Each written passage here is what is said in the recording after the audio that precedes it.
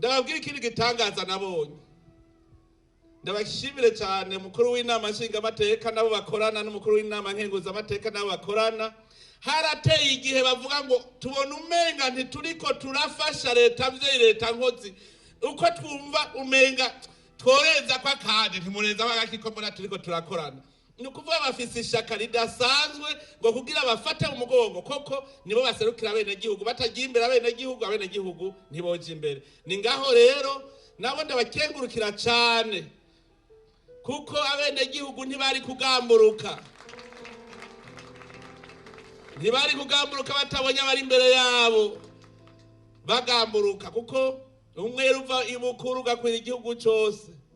Abashingamateka n'abakenguzamateka badufasha Abarundi bose kuvyumva kumwe. Mama Buntu yarambwiye ati jewe ico ngiye gufasha gikomeye ngira nsengera inzego, ati ngira ndabasengera arandemesha, ati jewe nzemwe, ati jewe n'umurango nta kindi, akambarira ati jewe hariho ivyo mbona ntegeza gusengera. Mama Buntu nawe yarambereye umuvyeyi kuko yandemesheje cyane kandi yataturemesha. Rero ndababwire nagira ndasabe mukomera amashi. Iyo Mama Buntu n'ibibondo bataturemesha Abarundi twari twacitse intege, mugabo tubonye ahagaze neza n'ibibondo vyo bihagaze neza natwe turahagarara. Rero hanyuma rero adusengera mwese abakozi b'Imana murasenga, biratangaje cyane uno munsi.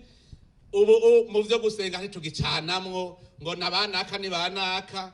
Iki kintu cyose ni kintu cerekana ubushobozi bw'Imana muri mwe bw'abakozi b'Imana. Nkaba ndabasaba kuguma mwunzo bumukugene. Hariho uraho umuzungu ngo yavuze ngo mwishima kuri ya Mana yanyu ngo tuzobereka.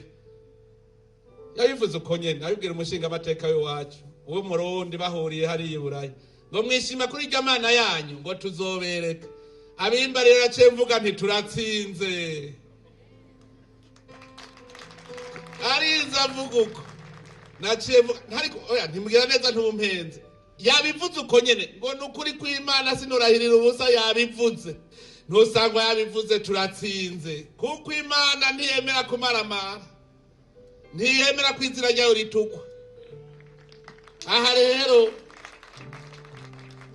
ako niko tugendera koreka rero twishime kuri iyo Mana yacu.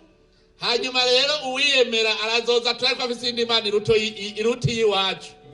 Uwiyemera nico ituma reka kugira isoni imbere y'Imana, ntagire umuntu umwe azogira isoni. Aha turi umuryango umwe, turi imbere y'Imana.